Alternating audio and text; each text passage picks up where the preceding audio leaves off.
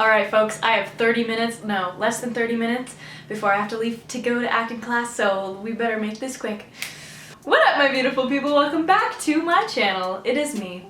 Hello, it's Keara. Today's video is gonna be an advice video for all you queerios, all you gaybies, all you young BLTs who have some questions for an older, more mature, more wise queer person. That would be me.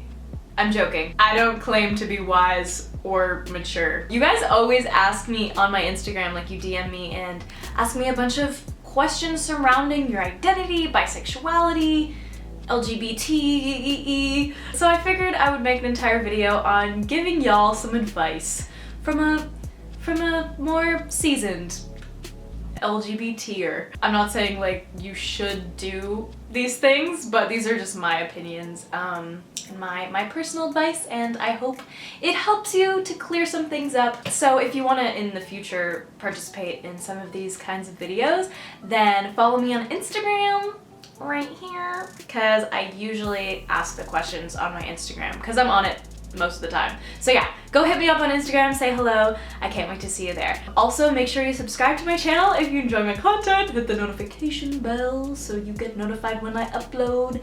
Like this video and comment if you want to see more of this style of video.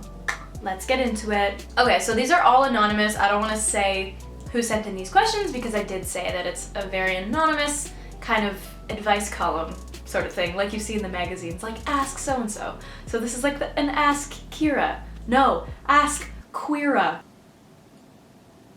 The first question is how to meet other queer girls and guys and make friends. I'm in a new city. It's a really good question. That was also my concern when I was moving from the suburbs into the big city, because I was just like, how will I know where to find fellow queer people? And this goes for friends and for love interests. If you're over like the drinking age, you can totally go to like gay bars, gay clubs.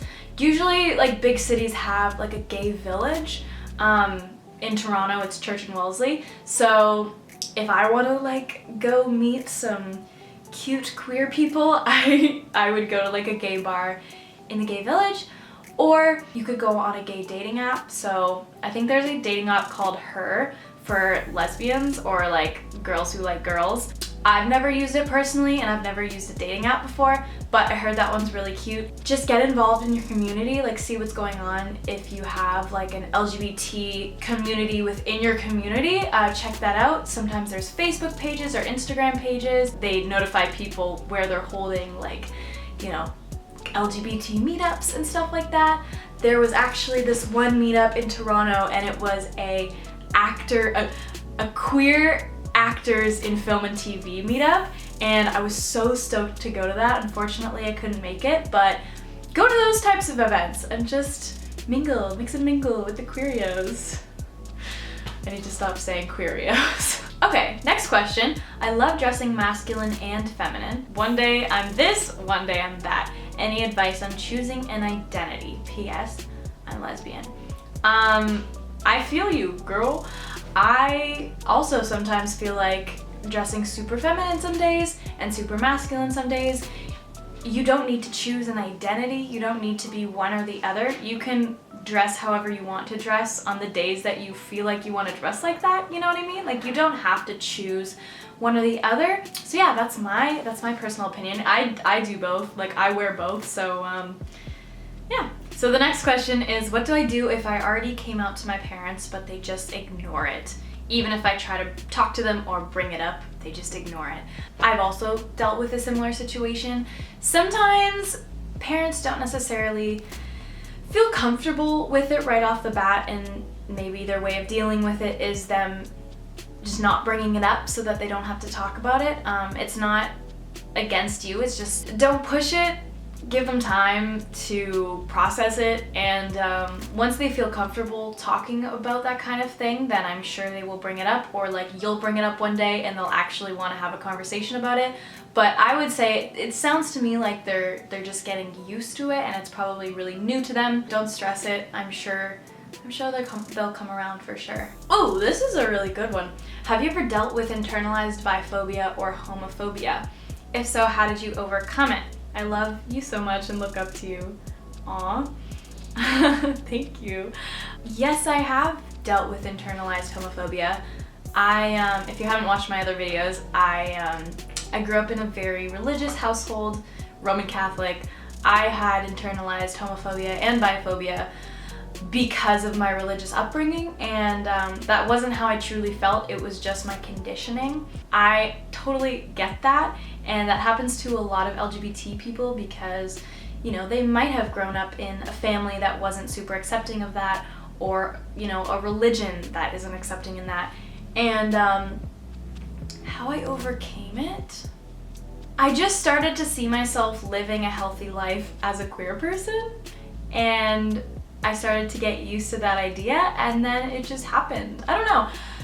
I personally just gave myself time to let it sink in, and of course at first I kind of freaked out because I was conditioned to believe that it was wrong to be gay. As I started to meet other queer people, and I definitely turned to YouTube to find people who I resonated with, I felt a lot better afterwards. I say even just listening to other people's stories who just are open about their sexuality, and maybe that will help you feel better. Personally, I watched lots of YouTubers who are already out as bisexual or lesbian or whatever, and that made me feel a lot better, so yeah, that's what I would say. Next question. My parents respect gays and lesbians, but they think that bisexuality is a vice and fashionable. How can I explain to them that it isn't? Sometimes they just don't understand, and some people are really closed-minded and don't want to open up to new ideas. That could be the case. If they don't get it, don't try and force them to believe it, because I've tried to force people to change their minds about certain topics and they just don't, especially if they're older and set in their ways. But you can definitely explain, like, hey, it's a totally normal and common thing for some people to like guys and girls. Sometimes you can't change people's minds and you just have to accept it, but I hope everything goes well. Next question. I have no idea how to come out to my parents. Should I just wait till I get a girlfriend? I don't think they're homophobic, but when I was a child and saw a gay couple on TV, my mom would switch it off.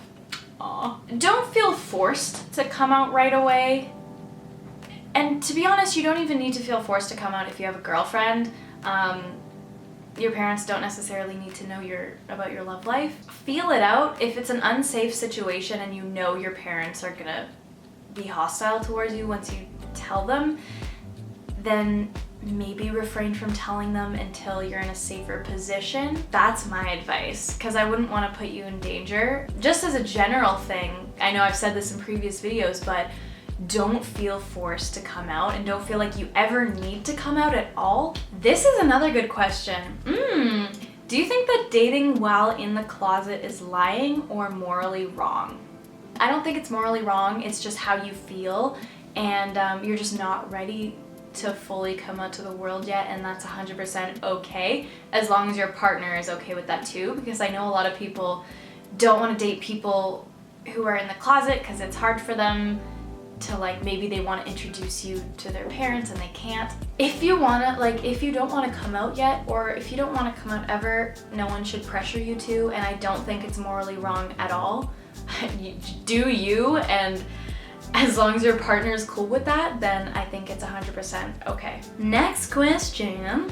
How long did it take you to find your sexuality? I found out I was queer over a year ago, and I still have no clue what the I am. Honestly, same. I knew I was questioning my sexuality for probably about a year. I know that doesn't seem like a long time, but I was definitely questioning it and didn't settle on a label for about a year. And then I settled on the term bisexual for about another year. And then now I honestly, I don't have a label right now. That's why I just say I'm queer. But yeah, don't feel pressured to give yourself a label. In this case, it sounds like you're cool with using the word queer, so you can keep doing that. Like, no one's telling you to use another label. Oh, this is a relatable one. I feel like I'm never gonna get a girlfriend because I look super straight and I have social anxiety. How will I ever find someone?